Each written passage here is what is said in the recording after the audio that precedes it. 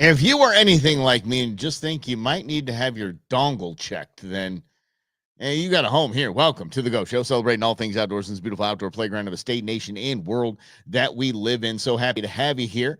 And we are on a FAFO Friday Eve. Very excited about that. I will be pre-recording tomorrow because the festivities for Christmas Day and Christmas Eve are getting so chaotic that I need to buckle down and get things handled. So that's what it is. So we will we have some FAFO Friday. And if you heard at the top there when I said if you need to have your dongle checked, I figured out what the hell was wrong with the glitches that we've been having here on the show, and in other news as well.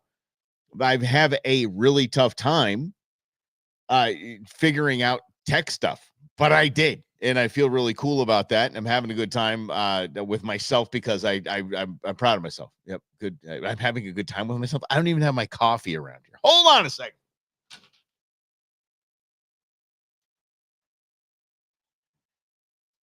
All right, I got it. Hold on. I got it. It's here. Here we go. Got it now. Everything's good. I have a fun time with myself. So stupid. Let's get that fixed. And we're back in the game. But yeah, I have got a bunch of stuff. The HDMI, the internet, everything's plugged into this dongle. And it's a newer one. And it's just crap. It's garbage. So we don't like it. And I think my laptop's doing some weird stuff too. So just whatever it is, what it is. We're on our way and off and running here on the Go Show. So let me bring this to you, which is one of the weirdest things that I've heard of, but I actually know what it is. And it has to do with the hunting seasons going on right now. And it's something called hunter amnesia. I had never heard of this, but now reading into it and what it is, I'm thinking, damn, that's exactly what I've experienced. And on top of that, I think that the ethics discussion that we had about my neighbor who lost not one but two bull elk this year, one of the archery tag and one of the rifle tag that he claims he hit, saw blood trails, no idea where that thing went. So I think this fits into that. It's called hunter amnesia. And I got to tell you, it's similar to buck fever, and I'm going to break this down one by one. Buck fever is when you finally get that target in sight. You're like, oh my gosh, I actually have a shot at a buck. This is the craziest thing, or a bull, whatever, which is called buck fever, your target. And your adrenaline is pumping so much, you can't really control yourself. You kind of freeze up. And you screw up. That's called buck fever. All of us have had buck fever at one point or another, or some degree of that. And so that's what I thought it was. When I heard hunter amnesia, I'm like, well, that's fine. But it goes a little further than that.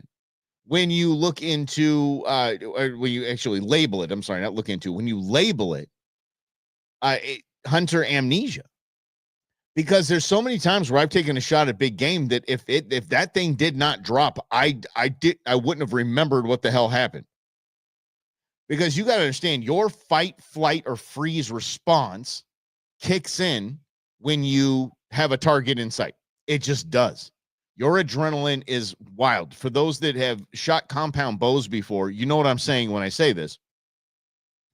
Compound bows, you're pulling like 60 to 80 pounds from here to about here, and then there's a let off here, so you're not so much. But from here to here, you're pulling 60 to 80 pounds apart. All right. So your target practice, like, get one of those, right? When you have a target in sight, don't even feel it, because the blood is rushed. Your body's sending the blood to your arms, to your legs, and your fight, flight, or freeze response kicks in, and the adrenaline goes to your arms, and you gotta have superpowers. You've heard of people like in emergency situation, they lifted a car, things. That's exactly what that is. So that's what I thought it was. But when you think about it, how your body sends all the blood to your arms and your legs, it's like either fight or get the hell out of there. There's not a lot up here in the brain, right? It's not functioning on all cylinders because everything, your body's telling you either fight this thing, get out of this thing, or hunt this thing, but it's not keep teaching you to keep your eye on the ball, see exactly what's going on, stay focused. So this is an actual thing that I think happened to my buddy across the street, and I am excited to talk to him about it because I was reading the article this morning and I thought, man, this would be something to talk about on the show and to talk about with him, because hunter amnesia is cost people. My favorite state of mind. Yes, Brendan. Yes.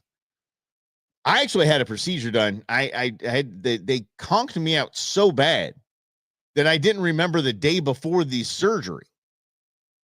I didn't remember the day before. I went to I was in real estate and went to my business partner. I was like, I don't remember sending you any of these emails.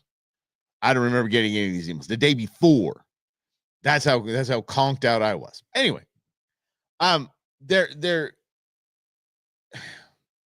isn't a way around it, and it shouldn't be acceptable. I'll just put it. I'm sorry, there is a way around it, but it shouldn't be acceptable. Something just kind of taken. Yeah, totally didn't. You totally blanked when I shot that thing. I have no idea where it went. The ability that we have to prepare for that type of thing happening is going to make us harvest a lot more elk and deer, and not lose them and have them just, suffer. We don't want that. So with archery, it's a little bit different because archery is perfect focus. It's focus. Where if you are a rifle hunter, there's kind of this excuse like, okay, if the load's big enough on my in the round that I'm shooting, it can forgive me in a lot of ways, just as long as the crosshairs are there. Let's go, pull the trigger. So then, again, your adrenaline's picking up and your body and your mind's like, yeah, okay, yeah, go ahead and pull the trigger. You're not focused on anything where the animal's placed when you were hunting or what happened afterwards. So that's where it becomes a little bit dicey. So, but when you're an archer, you know exactly where the body of that animal is positioned. You know exactly where your pins are. And all you're doing is aiming. And after the arrow flies, you're still aiming. And you've done that right. And it kind of eliminates that. Adopting the same principles of practice on firearms as you do in archery is key to eliminating this kind of thing. And I think that it's something that we should encourage each other to do instead of, did you sight your rifle in? Well, why don't we go to the range and we'll send a few more down just to make sure you got that thing locked in, and then talk about these kinds of things. Like, why are you 10 ringing it every single time, dude? Your rifle's dialed in. No, my rifle's not dialed in. I'm dialed in because I don't want this to happen to me. I remember the first time I shot at a deer, I swore up, down, left, right, center. I hit this thing. The guy I was with was so confident that I did not. He said, I'm going to go in and eat. You go look. You go look. You didn't hit that thing. I'm like, I'm dead set I hit that thing. Do you remember the shot? Hell no. But I know I hit that thing. Woo! Crosshairs were right there. Didn't even. The clean miss. Twice. And I don't remember the actual shot. So it does happen. But that was the first time I was hunting. It's the first time I ever saw a deer in my life. So I understood when reading this article that really happened. So I always say practice makes perfect. Perfect practice makes perfect is what it should be. In this case, rifle hunters should train like and prepare like archers do, and just zone in, work on your breathing. What a lot of archers do is kind of crazy. I've seen this at the range. Sometimes you might see an archer do some jumping jacks or just kind of maybe run and play some high knees or something like that. What they're doing is getting their adrenaline up. They're getting their blood pumping. They're getting their heart rate up, because that's what's going to happen when you take that shot. When you draw back on that deer, draw back on that elk, that's what's going to happen to your body. So you're trying to get kind of worked up about it. Maybe have a buddy scare you from behind or something like that, kind of freak you out. And then you're like, ooh, fight or flight just kicked in. Let's pull this thing back. There's different ways to train to eliminate hunter amnesia. Because I think hunter amnesia, now that I've read it and I've got a term to put to it, I think hunter amnesia is one of the reasons why so many animals get taken and not, shot and not taken, not found. And I mean, this can go even to bird hunting as well, which I love. Dove hunting is my thing. For the first one on the golf, the like dove hunting, it is to me. And this is going to sound rough to some people, but we're hunters. So when you shoot on a bird and you hit it, watching that fall is adrenaline inducing. Because there's not a lot of adrenaline going addressing the shotgun and all that. There's not a lot of adrenaline that goes into what is with my mouth today that goes into dove hunting and duck hunting. It's just, okay, there it is. I'm just going to swing on this thing and I'm going to pull the trigger, see what happens. And you're like, oh, I'm missing no video. There's no like, oh my gosh, there it is. Because you've seen 40 of them already, right? But when you see it go down, there's a lot of adrenaline there. You mark where it went. And away you go to go get that thing. You go get that thing. So many times I'm like, where the hell was I? And I look back, I'm like, what did I just, I'm pretty sure it went down over here. That's why I got dogs. Because I kept losing birds. And what I now know is that's hunter amnesia. When you actually hit the shot, you were so excited to see the thing ball and go down. You're like, okay, oh crap, I'm pretty sure it went there. So yeah. The group behind me asking. Okay, here we go. You do some jumping jacks, some high knees for the first hole or two of the golf course. Yeah. Just get the blood pumping. Usually, Brennan, that's when this is perfect at doing push-ups. Usually that's when people, when I do golf, the very occasionally that I do golf, that's when people are like, yeah, haven't busted out the old sticks in about 6 months, so not really expecting great things. Or doctor says I got a bulging disc. I just golf's been tough for me, guys, but I'm gonna here do my best. Everyone pulls excuses out. Everyone does. The one guy you got to worry about, the one guy you don't bet, is the guy that doesn't say a damn word and lets everybody tee off first. Go, please go. Please go. Please go. Don't bet that guy.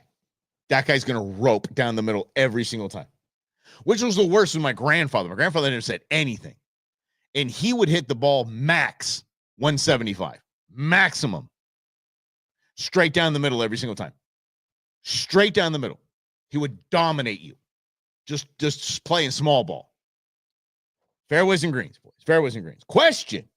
A left-handed bow hunter uses what hand to draw back the arrow with? So left hand. So that'd be left hand. Mm-hmm. Absolutely, bud. It's a good question. So, but actually, it's a motion where you're pushing and pulling together.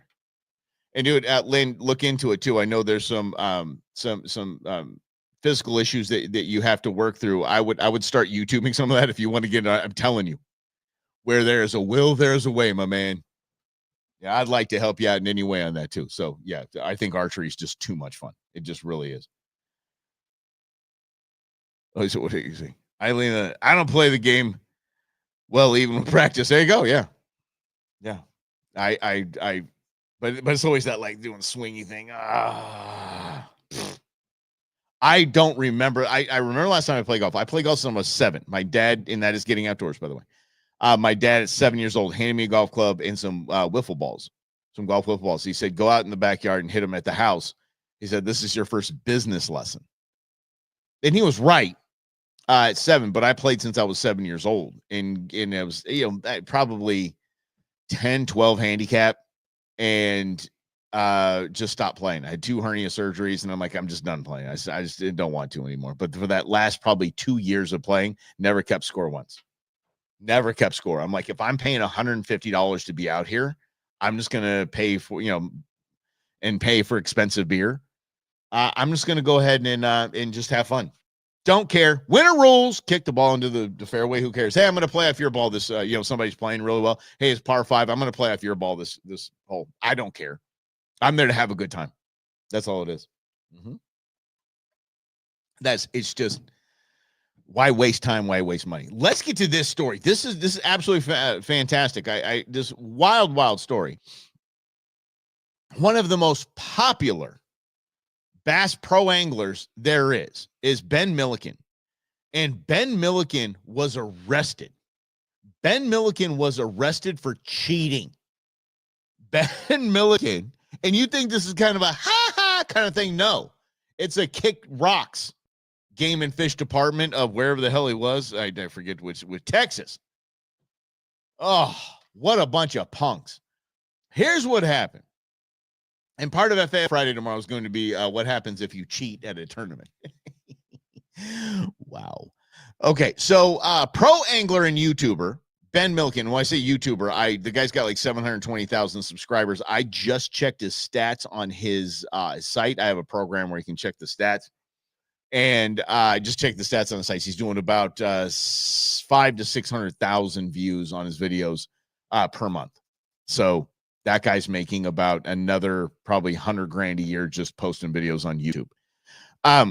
Pro angler and YouTuber Ben Milliken says his arrest was a massive misunderstanding. Not so much. I'm not going to say it was a misunderstanding. I think to a certain degree it was. But he was arrested and charged after allegedly fishing without a license and submitting a trophy catch into Texas's and Toyota's, thank you, share lunker program. So there is a share lunker, for those that don't know, in the angling world, a lunker is just a big fish. We call that a lunker or a slob. So the share lunker program means if you catch a bass over 13 pounds, my personal best is 7.5 pounds. 13 pounds is a whale. I have seen friends, I have actually reached into the water as a buddy of mine was pulling in a 10 pound. It's a 10.5 pound largemouth bass. I remember putting my hand, all 4 fingers went into the bass's mouth so I could hold onto that bottom lip and pull him up. I never forget how big that mouth was. Thing was absolutely huge. Sorry, everybody on Twitter. Now we're having problems on Twitter. For the love of God, if it has tech or tires, it's going to give you problems. We are having trouble. Dear Lord, excuse me, y'all. We're having trouble streaming to X. This may be an issue on X's end. We'll keep trying and let you know it's resolved. Please check X to ensure the stream looks okay as it continues for a while. Try creating a new live stream. Son of a biscuit. Okay. Anyway, yeah, we're just gonna yeah. Let me see what's happening here. See if we're on. You're about to view. Yeah, continue. X. Yeah, go ahead. Let's go ahead. Let's see. I'm about to view it. Nope, not on there. All right, so we're down on X. That's it's really super exciting. Anyway, my dad refers to my large toddler infant as lunkers. Hey, oh, heck yeah. You know, big lunkers. So your dad's an angler then, probably. Yeah, right, Brendan? Yeah. That's where that comes from. Anyway, let's go back to this guy because this is just absolutely crazy. Sorry, X. You guys are done right now. 35-year-old dude, he turned himself in, okay, to law enforcement. According to an email statement from Texas Parks and Wildlife Department, the county sheriff's office records indicate he was released within 30 minutes. Okay. They had him allegedly falsified information on a submission form to the Toyota Share Lunker Program Legacy Class, which recognizes anglers in the Lone Star State who catch largemouth bass weighing at least 13 pounds between January and March of each year. In February, he got a 13.8 pound largemouth bass, and he entered it into the Share Lunker program. And then it goes into the story about how he caught the thing. It was very exciting. During the due diligence process this fall, prior to distributing program prizes, the Toyota Share Lunker at the Toyota Share Lunker banquet, it was discovered that Milliken did not have a valid fishing license at the time the fish was caught and knowingly falsified the contest tournament entry form. In addition to the charge of fraud in a fishing tournament, Milliken was disqualified from the Texas Share Lunker program and cited for fishing without a valid license. This is where it gets weird. I get it, dude. I've actually hunted on it without a license before. I have, because I forgot I didn't renew the thing. Now I have a date where I will never forget that I need to renew my license. It's the opening day of doves, a day before the opening day of dove season. I will never forget that. So I used to do it on my birthday or the beginning of the year, or I would always forget. So I've done it before. This guy is a Bassmaster pro angler, one of the top there is. And he just obviously he let the thing lapse, or he was just in Texas and didn't have his whatever it was. I mean, come on. So where it was a big misunderstanding is what he said it was a big misunderstanding is the charge was fraud in a fishing tournament, because under Texas state law, that is it is a program that offers prizes. It is technically a tournament. It is an app. You put it in the app, you put the dimensions, the weight into the app, and then great prizes or something like that. That is technically, under Texas law, a tournament. This is the crap that makes people not want to do anything. This is the garbage that people have to deal with. I don't know if you remember the story, but I was talking with Queen Bee about it a couple days ago when we were on our hike, is that, and I don't, and Lynn, I don't think he was lying. I think he just assumed it was all like, again, these anglers are licensed in damn near every state there's tournaments in. So the guy was just like, okay, yeah, I'm going fishing in Texas. Like, I don't think he checked. That is an honest mistake. But anyway, it's like the story of the family in California, that the little 6-year-old was just walking along the beach and he was collecting seashells and putting them in his bucket. And mom turned around, thought nothing of it, collecting seashells, rock on. Legal. You can do that. Problem is, he was picking up small clams. It was actually a take of wildlife without a license. They rang that family up for like 15 grand and threatened the dad or the mom with jail time. Like, those kids will never do anything in the outdoors again. They will never have any trust in our conservation system. And it's the same with people that read this article. They're like, what in the hell? Okay, Toyota Lunker program. How about this? You have one of the top anglers in the nation that submitted to your program. Why don't you just kind of run with it? Tell the Texas Department of Game and Fish and be like, hey, we're good. Yeah, we're good. You can find him for fishing without a license, but he's still part of our program. And holy cow, what great advertising we're going to get with this guy on board. Nope, kicked him out. I'm blown away by this. Okay, so avid hunters like me, I'm not going to go anywhere without a damn hunting license. I'm not going to go anywhere and hunt big game. Like, I got my tag for this, whatever, 6B, deer, whatever it is. And I've got my tag. I'm going to make damn well sure I have my license, because that happens few and far between. If I am angling every single day in several states, I might just, okay, I'm just kind of go with the flow. Just kind of, do this. This was seriously an honest mistake on his behalf and a bunch of nonsense on the conservation department's behalf. Again, could have used it as even this guy, get in front of the cameras, post on your social media. Even this guy, a professional angler, sometimes forgets about his license. We made sure he was all good. Good job. And if you ever find something which is a small little infraction like this, just call us and contact us and say, oh my gosh, I started fishing today. I don't have my license. Hey, can I go ahead and pay him, get that? I don't want to do this illegally. Like, be straight with us. Again, Arizona Game and Fish Department, if you maybe hit a white wing during the second half of dove season when you're not allowed to shoot white wings, it's an honest mistake. Call it in. Hey, yo, dude, Sorry. I had a double ahead of me. It was a morning and a white wing, and I hit them both. And I'm sorry, dude. They'd be like, okay, dude, Mike, thanks for calling. Appreciate it. Just mark it down. So they just, their numbers and their conservation stuff. Use this as a teaching tool. You're damn right, Lynn. Like, I remember here in Arizona, the D-backs. The Diamondbacks, this isn't getting outdoors because it has to do with drinking and it has to do with Mark Grace. Mark Grace, I think, not one but two extreme DUIs. I mean, felony DUIs. The D-backs didn't say a thing about it.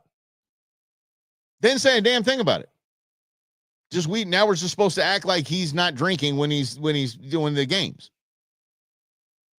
They had an opportunity to be like, hey, even Mark Grace had to do his 30 days mandatory. Look, this is what he wants to tell people: drinking and driving. You have Uber, you have Lyft. You could have got it sponsored by one of them. like an opportunity to be a real human instead of we're just going to sweep this under the rug.